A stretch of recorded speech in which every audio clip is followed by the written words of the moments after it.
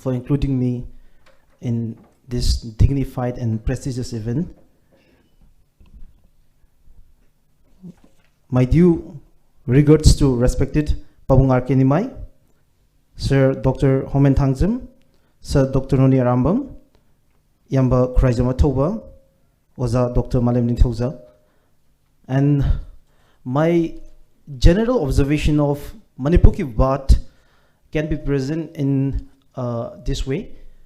First of all, when I'm watching all the videos, and then when my beloved brother Datoba asked me to join in this panel, so I have been watching it over and over for like 2-3 times, and then I have realized something.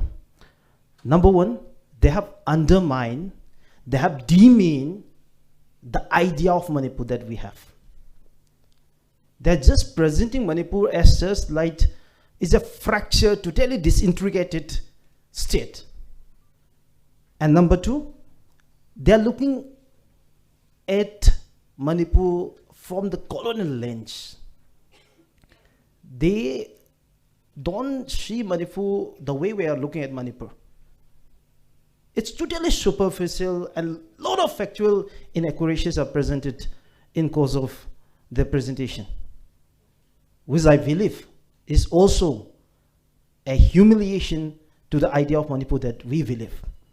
And there has been ignorance of the deeper understanding of Manipur history. And some of them perhaps totally ignore and the basic history of Manipur, and especially Mr. S.K. Shute, the retired ADG of Border Security Forces, which I'm going to take on his presentation. And also I could see the complete ignorance of the divisive politics of the government of India, which has been one of the major factors of what we have seen now in the state of Manipur. And another very important point where some of the speakers have endorsed and suggest the uniform imposition of armed forces special power in Manipur so that the military can have a free hand in the state of Manipur, which I believe is an insult, is a humiliation to those mothers who are in front of us, who have sacrificed the valuable amount of their time in protest against this draconian and black law, which sometimes one of the member of parliament who represent Manipur in the Parliament of India in 1958 said a lawless law. And also I believe it's an insult to the supreme sacrifice of Pebam Chittaranjan. And also I believe it is another humiliation to the supreme sacrifice of the international icon of human rights, Irom Sharmila. And now I'm going to take on the ADG retired of Border Security Forces, Mr. S.K. Shute. When Yamba Toba asked me to also present some of the positive points for S.K. Shute, then I have been watching again and again. Even I have the transcript of his speech, but I could not help myself to appreciate any of his points, because he doesn't know the basic history of Manipur, which is really unfortunate to make him be a part of that discussion which they call a road to peace for Manipur. And here I want to remind, before my rebuttal or so-called, or before I'm going to take on his speech, I want to remind to the team of Manipur ki Baat that there is only one Manipur. We don't have a South Nagaland, we don't have a North Mizoram. The entire 22,327 square kilometer is under one Manipur. I want to remind this.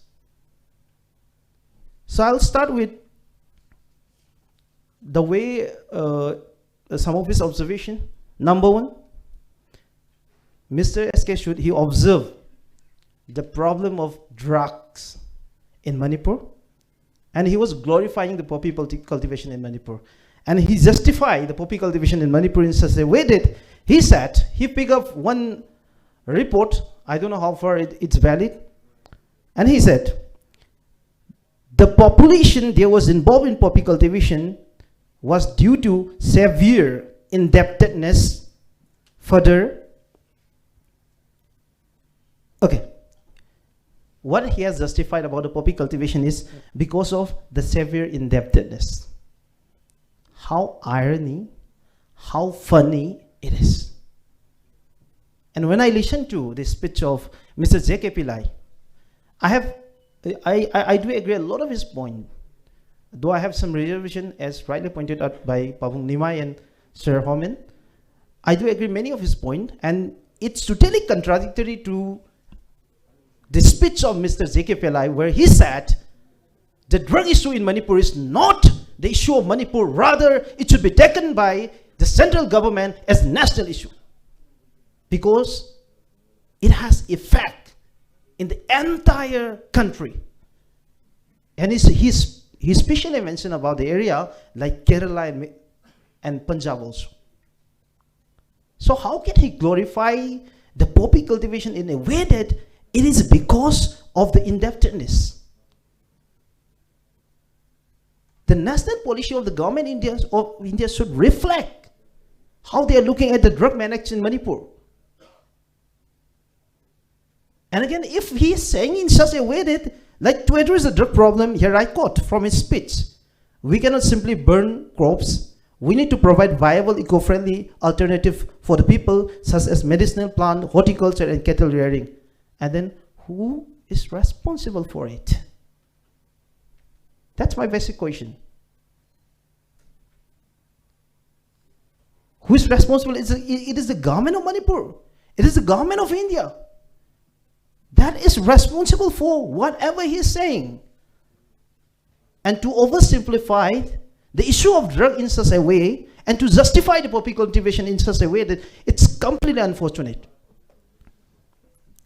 And the most unfortunate part of his speech is, here I quote, another pressing issue in the demand of autonomy by the Kuki community. Let's see how he's justifying the demand of autonomy by the Kuki community.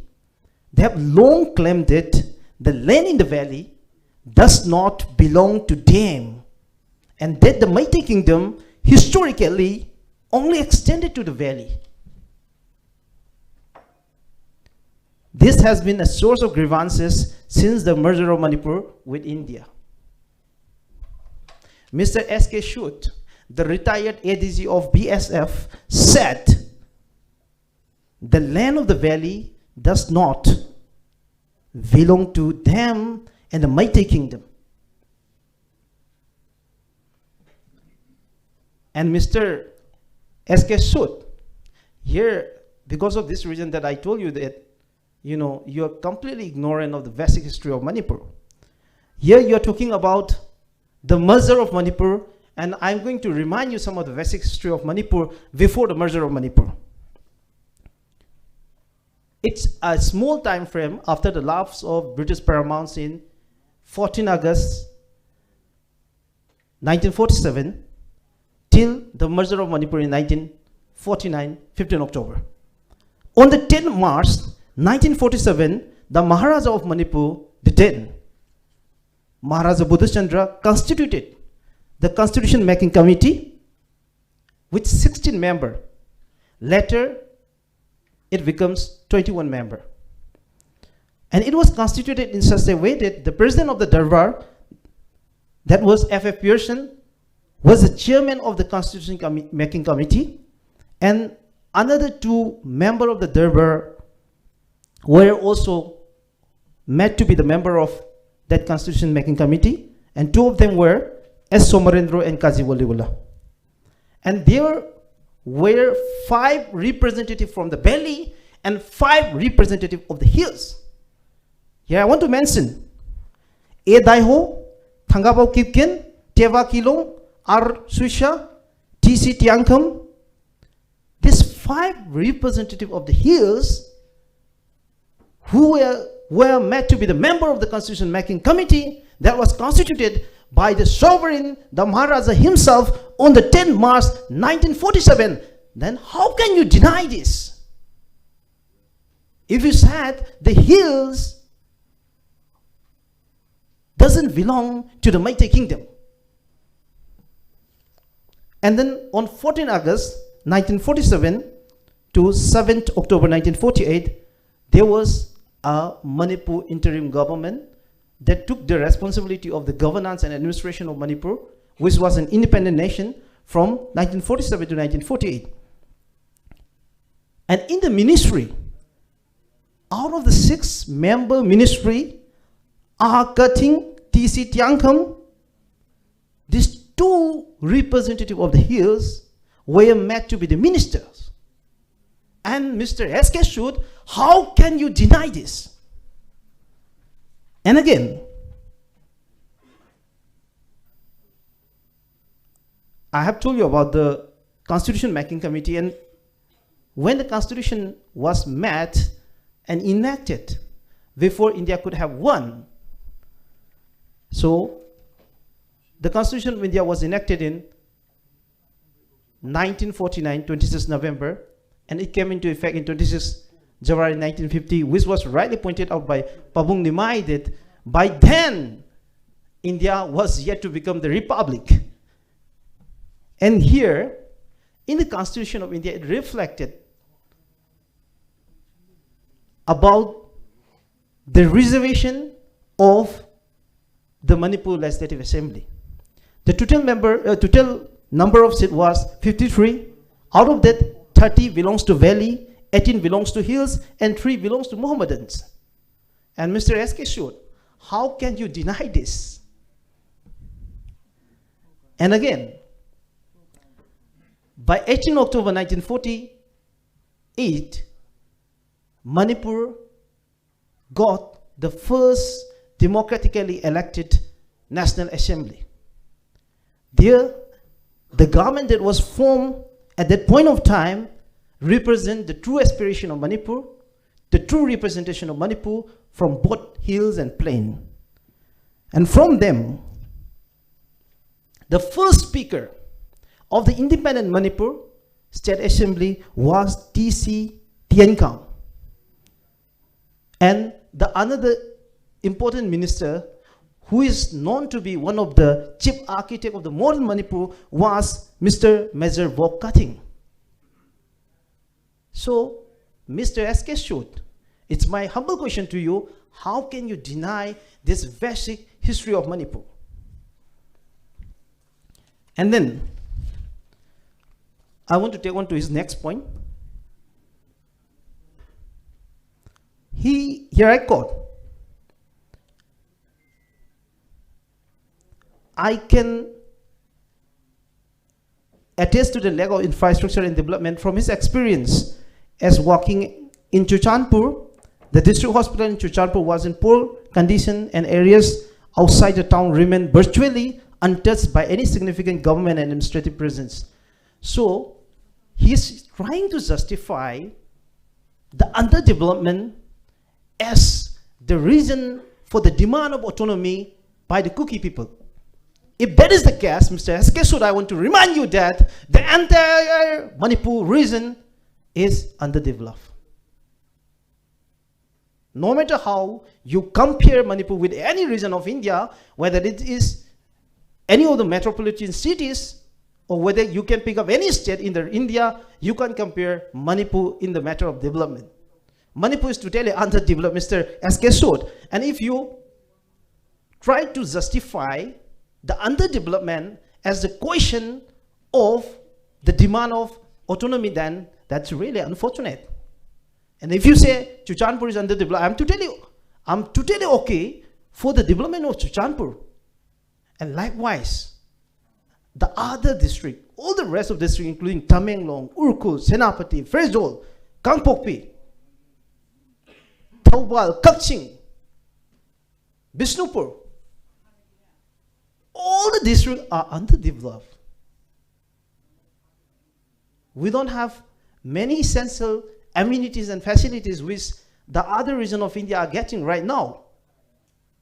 And if we are looking at the history of Manipur, Mr. S.K. Sood, I want to remind you that after the merger of Manipur in 1949, Manipur became a centrally administered party state which was governed by the President of India through a chief commissioner. So can you imagine yourself that a sovereign nation with a democratically elected government was reduced to a party state which have governed by the President of India through a chief commissioner? And we got the status of union territory in 1956 and later the statehood in 1972. By this time, the government of India have already started the 5th five-year plan. And now you are trying to justify that Chucharpur is underdeveloped, so you can justify the demand of autonomy, which is really funny. And also I forgot to mention some of the point that I really want to mention, that he actually, when I'm looking at his speech, he's totally ignorant about the basic history of Manipur. You know, some propaganda, you know, built up by some of the vested interest people, like, you know, Manipur belongs to only one community. This area the area of Manipur is few square miles and square kilometers, you know, which is really unfounded. And I want to mention this, you know, when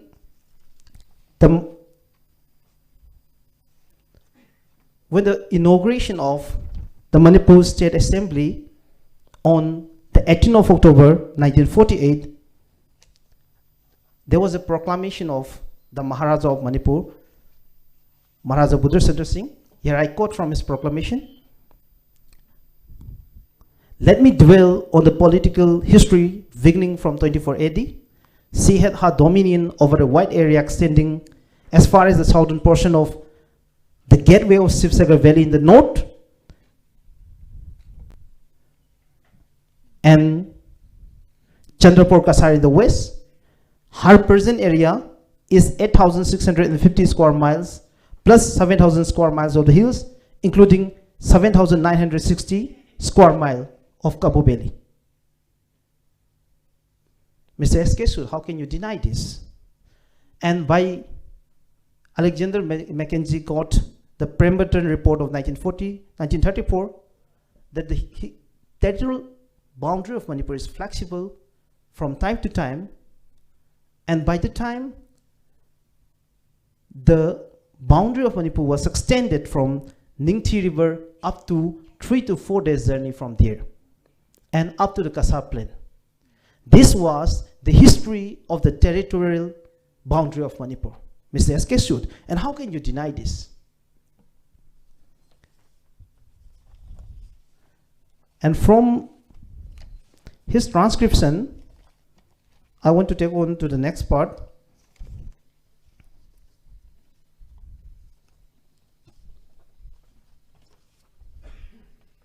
To interrupt, but Miraj, it is almost 20 minutes, so. Okay. Then I'm going to conclude it. Thank you. Okay. The most unfortunate part is he endorsed and suggests for the imposition of armed forces special power in Manipur. And here I want to mention few of the things. I have a report from the Human Rights Watch, and Mr. S.K. Sood, I want to remind you that there has been few committees formed by the government of India. It is your government representing you and the rest of this country. Here I quote from the Human Rights Watch.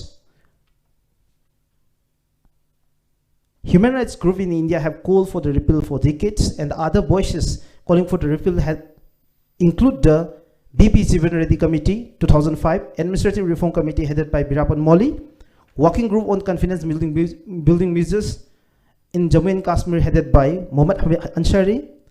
All of this committee formed by the government of India have recommended to repeal Armed Forces Special Power Act from Manipur and the rest of the country.